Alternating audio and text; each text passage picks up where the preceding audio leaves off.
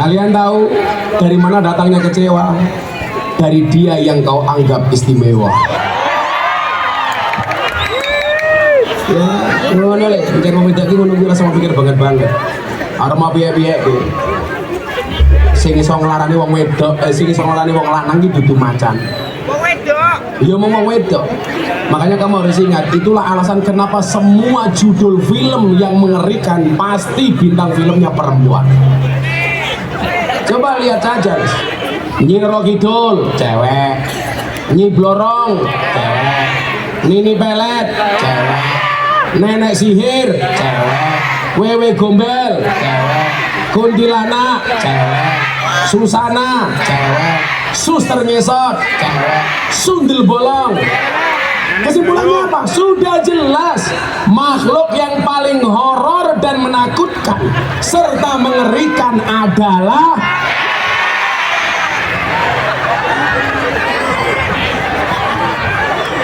ya, jadi inspirasi lagumu gara-gara aku, iya Pak. Tapi sebaliknya Pak, film yang lucu-lucu itu rata-rata cowok Pak. Coba dilihat guys. Ipin Upin, Dono Kasino Indro, Sepong Ngebok, cowok. Shinchan, cowok. Apa meneh? Tom and Jerry, cowok. Popeye, cowok. Scooby-Doo, cowok. Kenapa? Jelas makhluk yang paling menghibur dan selalu menjadi korban adalah cowok.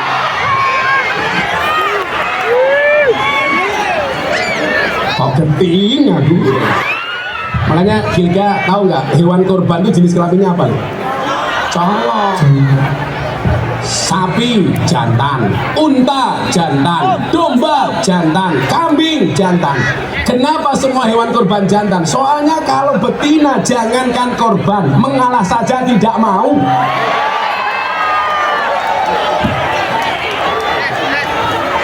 Jadi lagi, jadi lagi.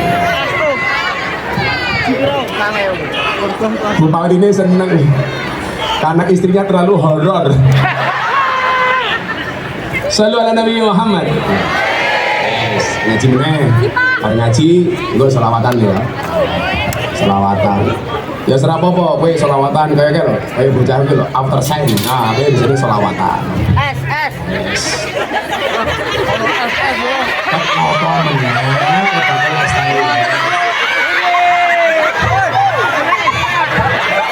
Tapi coba kalian semua yang hari ini pesimis dengan hidup, contohlah bakul es. Cepat atau lambat pasti cair.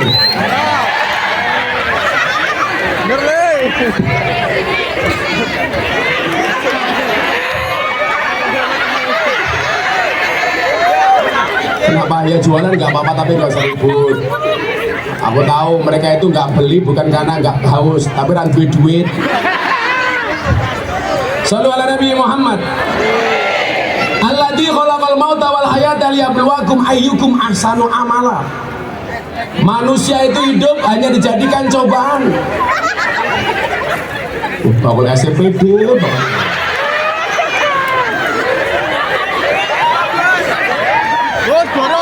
Luar biasa. Kalian tahu kenapa keringat itu asin? Karena dalam perjuangan gak ada yang manis. Terima kasih bakul es. Semoga kamu cepat masuk surga ya. Berangkat setelah pengajian. Amin. Nah, kemudian apa? Inna nahnu nuhyil mauta wa naktubu ma qaddamu wa asarahum wa kullu syai'in ahsaynahu fi imamin mubin. Semuanya Pak Bupati akan dilihat asarnya. Asar itu apa? Bekasnya. Asar itu apa? Tinggalannya. Makanya kenapa ulama-ulama dahulu itu mereka nulis buku? Karena dalam rangka meninggalkan asar. Kenapa kiai-kiai itu membuat pondok pesantren? Karena dalam rangka membuat asar. Maka Pak Profesor Dr. Said Agil Sirot yang haji tahun kemarin saya ketemu Pak Bupati. Beliau mengatakan sama saya begini, Gus, kamu cepat nulis buku. Kenapa Kiai? Karena kalau kamu besok mati, asar, bekas, tinggalan, yang akan dilihat adalah bukumu. Saya bilang, bagus Kiai, tapi mohon maaf. Kalau ulama dulu harus punya buku. Kalau sekarang enggak, kenapa? nggak nulis buku sudah ada tinggalan dalam bentuk apa? Jejak digital. Apa? YouTube. Apa? Postingan medsos.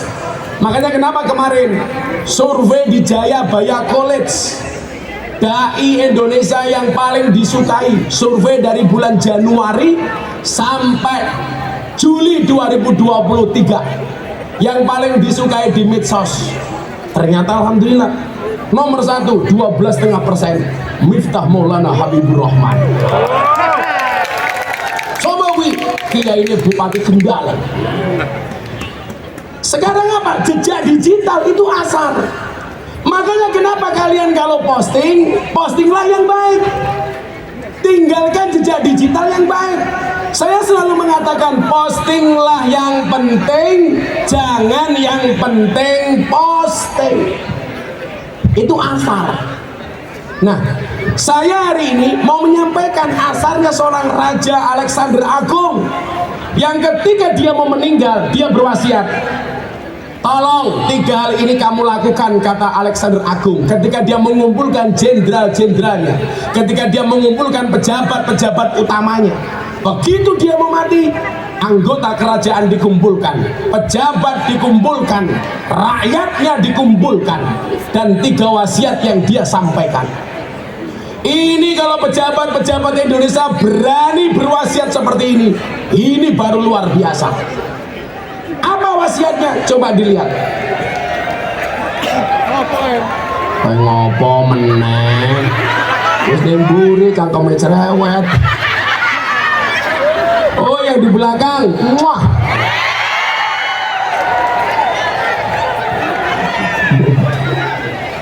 Itu mulai pengajian dasku tengeng gitu. Rene, Rono, Rene. Sebelum meninggal dunia, Raja Alexander Agung mengumpulkan para pejabat dan jenderalnya. Saat itu dia berwasiat. Maka nyuwun sewu guys, saya itu paling berat kalau ada MC pengajian mengatakan acara selanjutnya tausiah. Setahu saya tradisi Ahlus Sunnah itu dari dulu tidak pernah menyebut dengan bahasa tausiah, tapi mauidhah hasanah. Makanya ud'u ila sabili rabbika bil hikmati wal mauidhatil hasanah. Jadi saya mohon gitu ya, kalau ada kiai diaturi ngaji, itu kan memberikan mawaid. Kalau bahasa ayatnya itu mauidhah hasanah. Kalau tausiah itu kok saya takut memberikan wasiat. Berarti kamu mendoakan kiai ini cepat mati. Apalagi kemarin saya pengajian di Jawa Timur, Pak, MC-nya kayak MC dangdut. Ya Allah. Acara selanjutnya tausiah akan disampaikan oleh ustadz yang sedang naik daun. Aku batin ini ustadz apa ular keket. Kita sambut Gus Miftah. Aku munggah panggung mas ngomong ini kayak petinju. Ngantem indasi wong-wong ya. Terus biasa-biasa wae lah. Saya tuh nggak seneng Pak, bener Habib Lutfi itu kalau manggil kiai ke panggung itu nggak usah.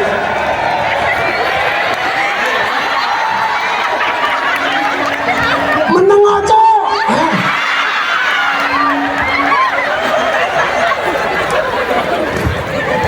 Saya itu nggak seneng ya.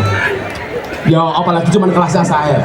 Acara selanjutnya akan disampaikan mauidhah hasanah oleh sahibul fadilah wal karamah. Sahibul fadilah itu hanya Kanjeng Nabi. Kita itu hanya cipratan-cipratannya Kanjeng Nabi. Nggak usahlah berlebih-lebihan. Terus biasa mawon acara selanjutnya mauidhah hasanah yang akan disampaikan oleh, langsung saja. Kalau saya di sini aja sahibul ma'had wa sahibul maksiyah, Miftah apa-apa mananya. Sahibul fadilah itu kok abad banget nih. Apalagi malah ana sing kleru ngundang nggih arep al mukarram malah kleru almarhum.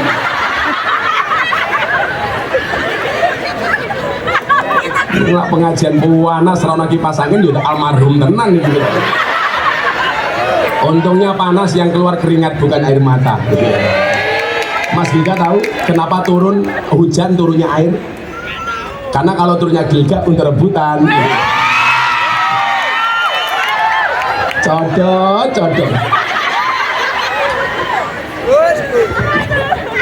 Apa wasiat dari Alexander Agung?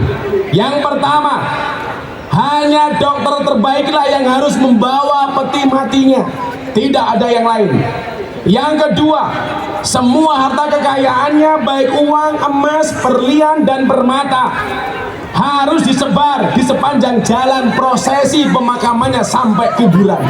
Kemudian yang ketiga, wasiat dari Raja Alexander Agung adalah, saya ingin tangan saya terayun ketika saya berada di dalam peti pemakaman. 3 wasiat ini akan saya tinjau dari sudut pandang Al-Quran, akan saya sampaikan secara seksama dan dalam tempo yang sesingkat-singkatnya. Ini namanya acaranya Mas Gilga, kolak, khutbah dan lagu. Khutbah bersama Gus Miftah, lagu bersama Gilga, nemen. Saya lupa Pak Bupati, acara kita ini besok akan disiarkan di acara TV-nya Gus Miftah, BTV, itu yang di sana itu, Jalan Dakwah Gus Miftah, yang kemarin sempat mendapatkan nominasi KPI Award bersaing dengan acara-acara TV nasional. Itu tayang setiap hari Sabtu dan Minggu jam 12 siang. Jalan Dakwah Gus Miftah ala Ahlus Sunnah wal Jamaah. Tepuk tangan untuk Kendal. Alhamdulillah, kalau Mbak Caca host di acara TV lain. Saya baru tahu kenapa Pak Bupati mengizinkan istrinya untuk jadi host di acara TV. Karena ngomong menang. Jangan burikan repot. Mudah-mudahan Kendal besok punya stadion yang lebih besar daripada stadion ini. Moga Pak Bupati kepilih meneh, amin. Tambahi. Ngapunten to Kiai, kula teng dhuwur boyok kula luwara. Saya itu pulang haji itu sampai hari ini belum lereng. Saya pulang haji langsung ke Madiun. Apa nih Madiun le? Nikahke Deni karo Bella.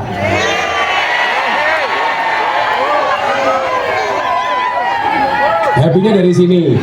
Lah urusanku apa? Bocah-bocah ki ya lucu kok. Ngopo pacarannya karo Happy Asmara, nikahnya sama Bella Bonita. Jodoh itu yang ngatur Tuhanmu, bukan raimu. Denny punya jalan sendiri, Happy punya jalan sendiri, semuanya sudah happy. Boyo wes, jok tungkaran ning TikTok, lo-loan. Ono sing ngomong ini, ya udah kalau begitu Happy Asmara nikah sama Gilga saja. Iya.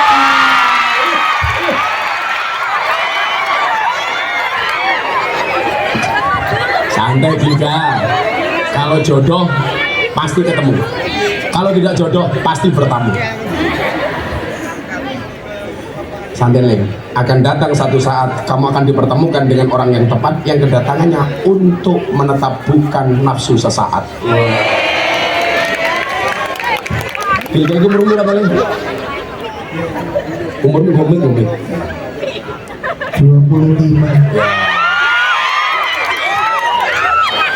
Selawe iki lak cara untone kasih murahek.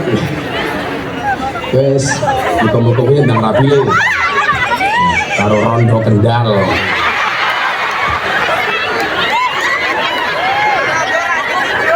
Caca baru tahu kalau rondo itu janda. Rondo itu punya yayasan namanya R&D Foundation. R&D Foundation. Yang pertama, ini kan kita mengambil iktibar. Cerita-cerita yang bisa kita ambil pelajarannya. Ini wasiat yang menurut saya bagus. Yang pertama, saya ingin dokter terbaik yang membawa peti mati saya untuk menunjukkan bahwa saat dijemputnya ajal, dokter terbaik di dunia sekalipun tidak mampu untuk menundanya. Itulah yang dimaksud dengan faidza jaa ajaluhum la yastakhiruna sa'atan wa la yastaqdimun. Ketika ajal itu sudah datang, maka tidak bisa diundurkan maupun diajukan walaupun hanya sesaat. Saya itu punya cerita dari guru saya. Pertemuan Kanjeng Sunan Ampel, Kanjeng Sunan Muryo sama Kanjeng Sunan Kalijogo. Mereka multaqo bertemu dalam satu tempat, dikasih satu hidangan. Cerita ini pernah saya haturkan kepada Habib Lutfi, bah niki bener apa ora? Yang namanya sejarah itu ya bisa bener bisa salah. tapi minimal ada pelajaran yang bisa diambil. Oh nggih Mbah, matur nuwun. Saya itu mohon maaf ikut Habib Lutfi sejak tahun 2000. Sejak saya miskin nggak punya apa-apa, tapi dari awal beliau memanggil saya dengan sebutan juragan. Tahun 2000 saya datang ke beliau, dari jauh beliau nyambut saya, juragannya datang. Sampai hari ini Pak Bupati, kalau saya ketemu beliau, dari jauh beliau panggil saya, juragan. Padahal tahun 2000 saya nggak punya apa-apa. Tahun 2005 saya menikah punya anak, saya nggak punya apa-apa. Habib Lutfi tetap manggil saya juragan. Saya pernah Mbak Caca sama istri cuma punya uang 50.000 tok. Saya bilang sama istri saya, Beb, itu apa cantik itu? Oh, buju-bujuku dewe. Bujuku jawab, iya saya. Saya pikir sayang, ternyata syaitanir rajim. Daripada tukang becak kendal, becak ini loh bojone mamah lah. Mama papa. Papa kemana? Narik becak mama. Lah mama kemana? Tandur dalam mama tandur. Ya ngono tukang ngarit juga bojone Dedi. Ayo Dedi kita ke Monas, ngapain jilatin Monas? Dedi jangan keluar rumah. Di luar panasnya ngentang-ngentang. Saya itu punya uang 50.000 Pak. Ini saya pengen menunjukkan kewalian Habib Lutfi ya. Saya bilang sama istri, kamu punya uang nggak? Ada apa 50.000? Lah kalau Gilga urung rabi wis duit mau kali. Aku beneran dia apa-apa. Walaupun mbah saya itu kaya 7 turunan. Persoalannya saya keturunan nomor 9.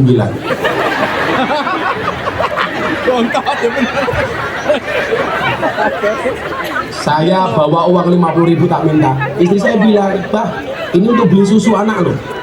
Kok untuk pergian? Menengok. Ini dungane wali. Abah tak sowan.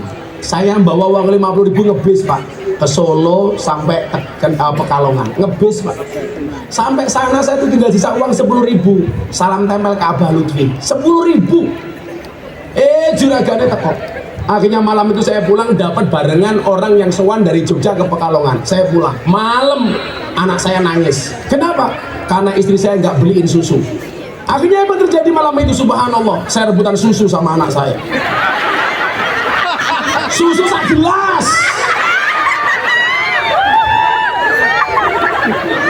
Habib Lutfi, dongaknya saya seperti itu. Maka saat saya bertanya tentang Sunan Kalijogo, Muryo sama Ampel, ketika disuguh makanan itu beliau bilang, yang namanya sejarah bisa benar bisa salah. Tapi kalau ada pelajaran kamu bisa sampaikan. Siap Bah.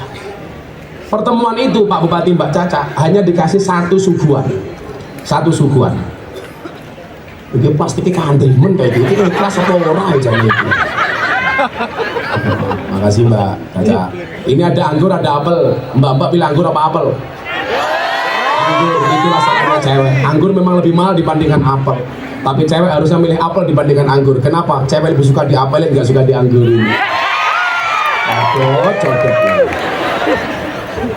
Ada satu hidangan disuguhkan kepada mereka. Kanjeng Sunan Kalijogo 1, Kanjeng Ampel 1, Kanjeng Muryo 1. Makanan satu ini menurut 3 wali ini berbeda-beda. Menurut Sunan Kalijogo, nama makanan itu adalah dadar gulung. Nyuwun sewu. Menurut Kanjeng Sunan Kalijogo, nama makanan itu adalah Satrio Munjung. Menurut Sunan Muryo, makanan itu namanya dadar gulung. Menurut Kanjeng Sunan Ampel, makanan itu namanya enten-enten. Kanjeng Sunan Kalijogo sama Muryo nggak saya bahas, karena saya pengen fokus kepada ajal. Kanjeng Sunan Ampel ditanya, Kanjeng Sunan, nggih kula, punapa panjenengan mastani daharan menika enten-enten? Kenapa Anda mengatakan makanan itu dengan nama enten-enten? Dijawab oleh Kanjeng Sunan Ampel, enten-enten itu artinya ajal. Fa idza jaa ajaluhum. Menurut Kanjeng Sunan Ampel, ajal itu artinya bukan kematian, tapi titi wanci. Titi wanci ini bahasa Indonesianya apa ya? Apa Mas Yuda? Titi wanci ini bahasa Indonesianya apa?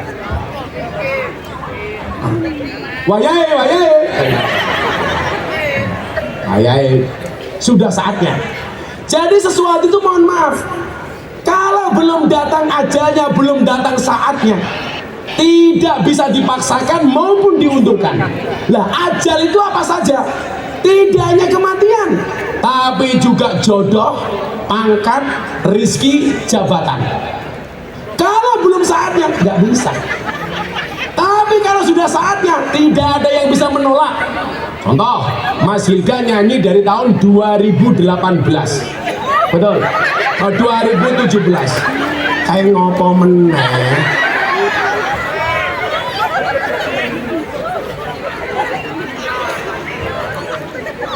Tak santet meteng loh we. Mas Gilga ini nyanyi dari 2017. Mau dipaksakan kayak apa kalau belum jatuhnya viral? Ya nggak viral. Tapi kalau sudah Allah takdirkan ajalnya datang, ya viral. Nggak ada yang bisa menolak. Itulah mungkin yang dimaksud dengan Allahumma la mani'a lima ataita wala mu'tiya lima manata wala radda lima qadaita wala yanfa'u dzal minkal jad.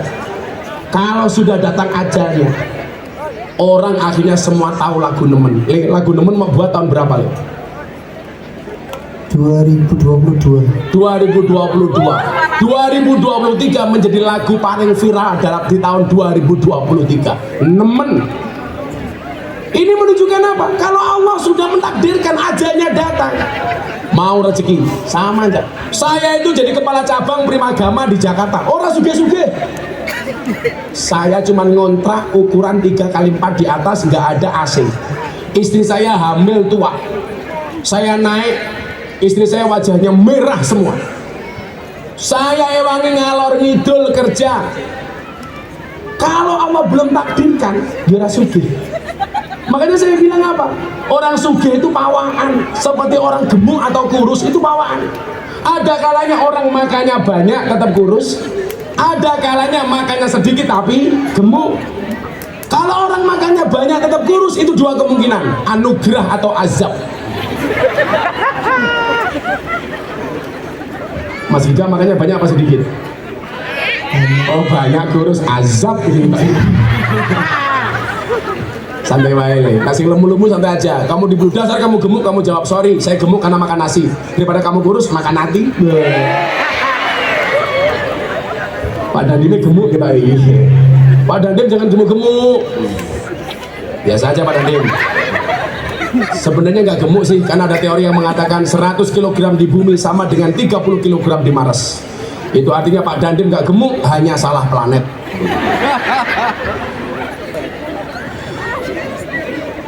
Jodoh sama, ajal nggak bisa dipaksakan. Kalau sudah datang jodohnya jelas. Wa min ayati an khalaqalakum min anfusikum azwajan. Kok gampang loh.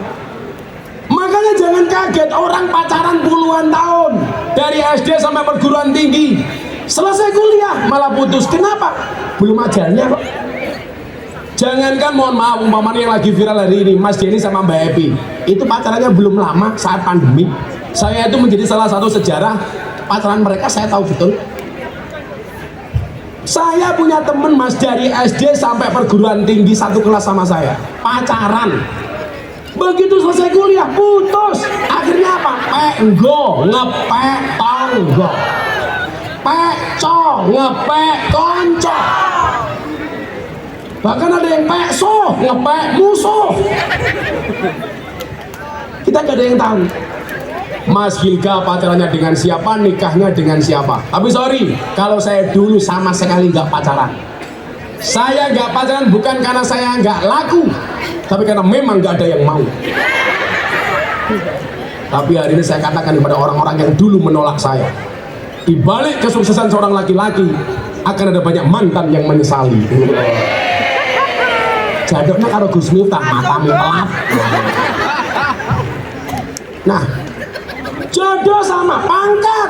Ayo, orang mau nyalon kayak apa kalau Allah belum izinkan? Gak bisa. Nyalon DPR keluar biaya miliaran. Saya mau dulu guyon Pak, ada tamu-tamu di tempat saya mau dulu. Saya bilang sekarang pengen jadi anggota DPR sama jadi walinya Allah itu lebih gampang jadi walinya Allah. Karena hari ini pemilu semua orang berlomba-lomba pengen jadi anggota DPR, gak ada yang pengen jadi walinya Allah. Ya, mau dipaksakan kayak apa? Walaupun keluar banyak biaya, kalau Allah belum izinkan gak bakal jadi. Mau kampanye seperti apapun. Kita masih ingat 2019 calon anggota DPR dari Dapil Semarang mengeluarkan amplop 80.000 amplop. Satu amplop isinya 20.000 untuk membeli suara rakyat. Kalau Allah belum takdirkan ketangkap KPK 2019. Ini bagi saya penghinaan. Di mana penghinaannya? Suara rakyat 5 tahun hanya dibeli 20.000. Sementara binaan saya lokalisasi Mbak Sarkem, PSK paling murah 1 jam 200.000. Sakit hati saya. PSK 1 jam 200.000, suara rakyat 5 tahun dibeli 20.000. Berarti lebih mahal. Ini salah. Kan penghinaan, Mas. Harusnya kalau mau dipilih jualannya prestasi, bukan sensasi. Besok kok Pak Bupati nyalon lagi, yang dilihat rekam jejaknya, prestasinya, bukan amplopnya. Kita itu kadang-kadang kalau dikasih tahu kayak apapun, arrosi wal murtasi finnar, halah, suara nyambung. Yang disuap dan menyuap sama-sama di neraka. Sing nyogok karo sing disogok podo-podo ning neraka. Tak tanya sama ibu-ibu Kendal, kalian pilih mana? Nyogok apa disogok? Malah sogok-sogokan.